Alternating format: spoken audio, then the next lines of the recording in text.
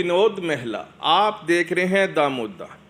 इस समय मेरे साथ भारतीय जनता पार्टी के युवा नेता और कुरुक्षेत्र जिला परिषद के वार्ड नंबर 11 से चुनाव लड़ रहे धर्मपाल चौधरी यानी डीपी चौधरी हैं।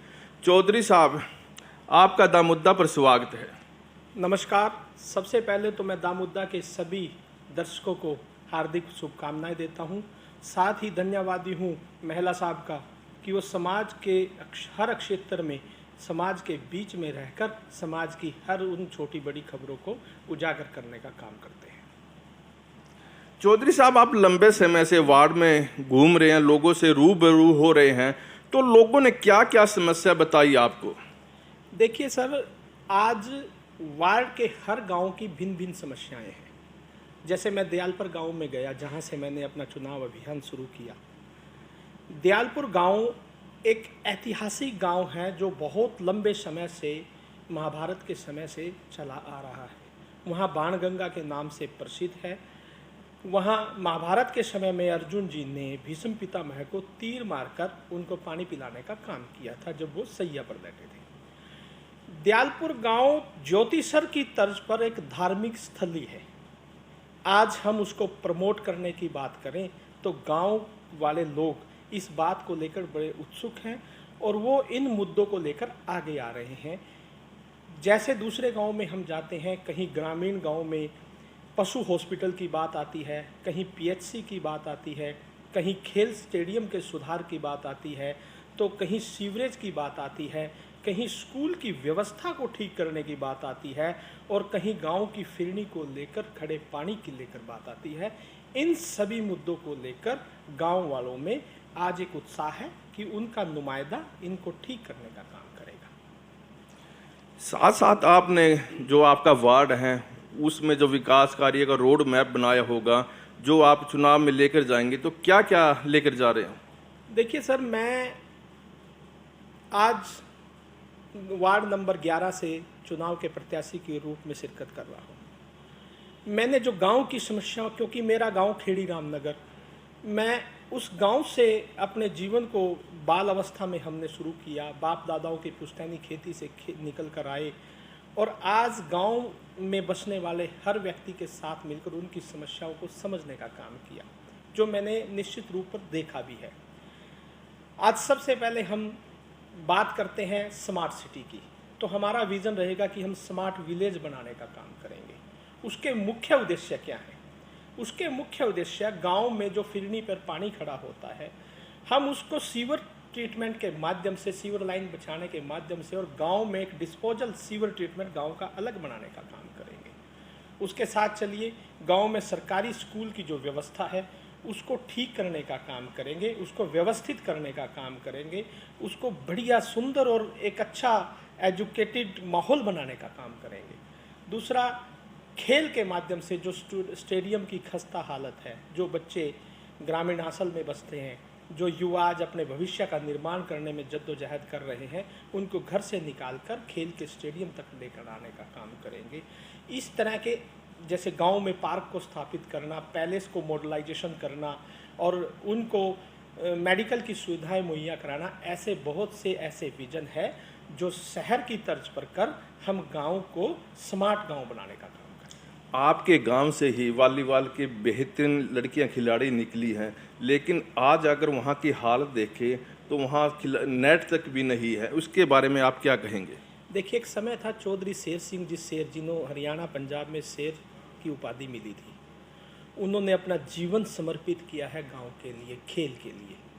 उन्होंने घर घर से बच्चियां निकालकर स्टेडियम को सुंदर बनाने का काम किया, उन बच्चियों का निर्माण करने का काम किया और उन बच्चियों को इस लेवल पर तैयार किया कि वो इंडिया की टीम में खेलकर गांव का नाम रोशन करने का काम करें। लेकिन उनके बाद आज कोई उस चीज़ को संभालने वाला नहीं है। इसलिए मैं नौजवान युवा पीढ़ी से आह्वान करूंगा और ऐसे लोगों को और ऐसे व्यक्ति को चयनित करेंगे जो स्पोर्ट्स से जुड़ा हुआ कोच के रूप में वहाँ उस चीज़ को व्यवस्थित करें। सरकारी फंड के लिए, सरकार की योजनाओं के लिए, सरकार की सभी नीतियों के लिए जो ग्रामीण आंचल में लाभ देने वाली हैं, हम उनको, उनका नुमाइंदा बनकर उनको लेकर आने का काम करेंगे और फिर से उस चीज़ को एक भरपूर आनंदमय बनाने का काम करेंगे, जिससे हर युवा, हर नौजवान खेल के माध्यम से अपने भविष्य का निर्माण करेगा। पिछले दिनों तीनों कृषि कानून को लेकर ग्रामीणों में भारतीय जनता पार्टी के प्रति काफी रोष रहा है।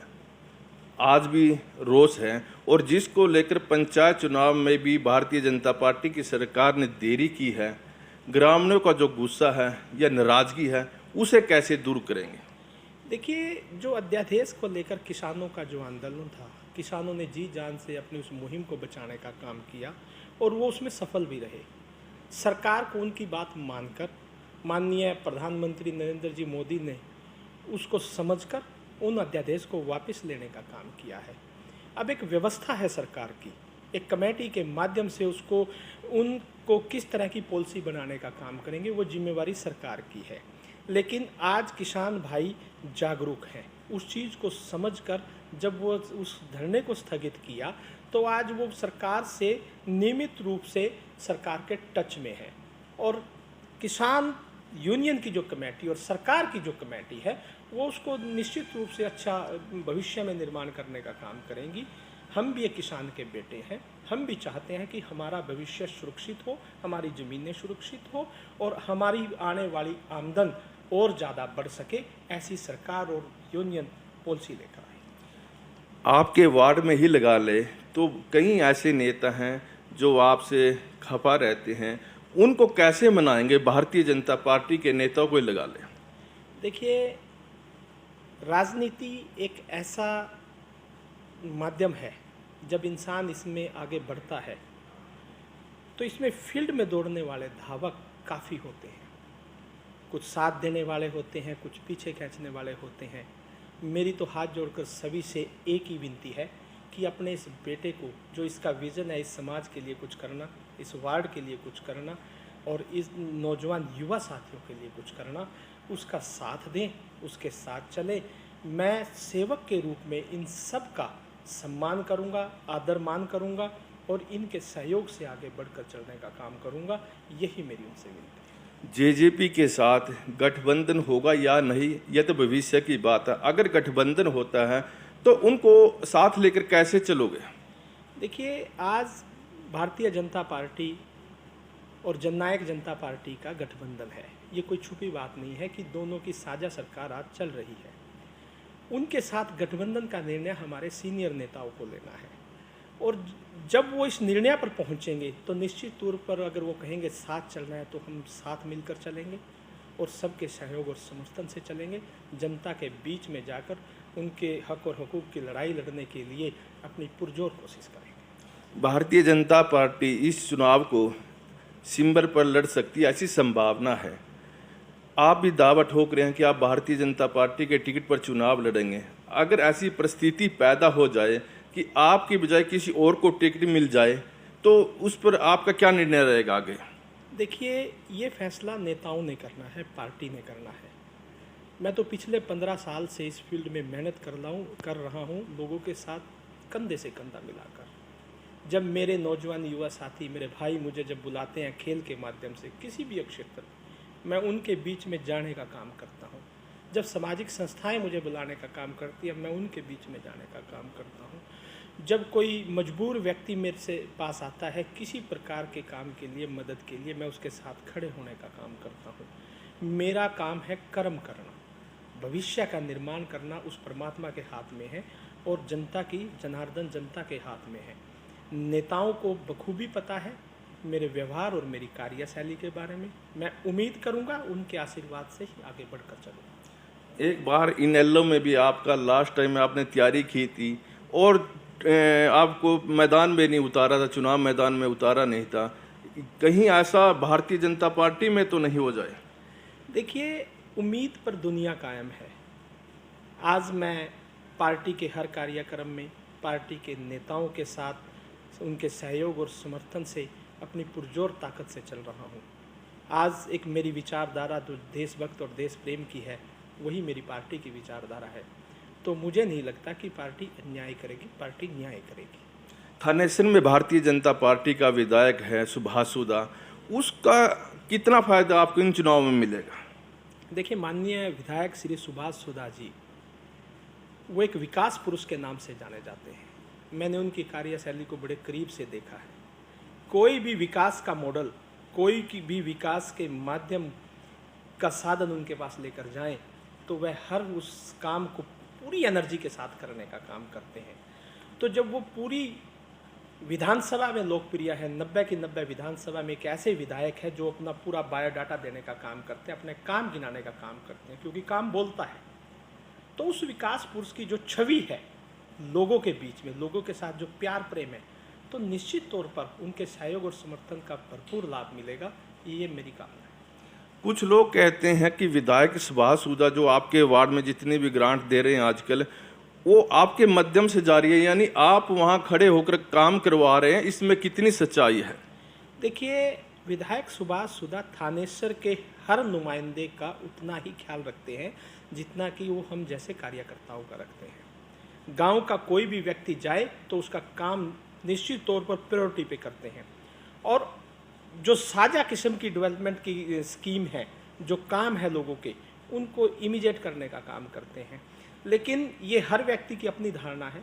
मेरी कोई जिम्मेवारी लगती है या मैं कोई किसी काम के लिए जाता हूं तो मैं उस काम को जब तक नहीं हो पाता उसको निगरानी के साथ करने का काम करता हूं। बस ऐसे ही इस तरह से विधायक के सहयोग से इस विकास वार्ड के विकास हो रहे हैं, यही एक कोशिश है हमारी। जिस वार्ड से आप चुनाव लड़ रहे हैं, पिछले 2 चुनाव में देखें यहाँ से जो पार्षद बने हैं, चेयरमैन भी बने हैं, तो यह प्रेशर भी आप पर रहेगा, तो आप चेयरमैन की भी साथ में तैयारी कर रहे हैं? देखिए, मेरे वार्ड के लोगों की उम्मीद है कि यहाँ से वो सक्षम व्यक्ति, ईमानदार व्यक्ति और वो संघर्षशील व्यक्ति चुना जाए जो चेयरमैन की लड़ाई को लड़े, और मैं उनके आशीर्वाद से हर तरीके से सक्षम हूँ। लेकिन पार्टी की अपनी नीतियाँ हैं, पार्टी के अपने फैसले हैं, हम सबका सम्मान कर चलते हैं और अपने वार्ड के लोगों के भी भावनाओं को ध्यान में रखकर इस पर पुरजोर मेहनत करने का काम करते हैं। धन्यवाद। ये थे डीपी चौधरी।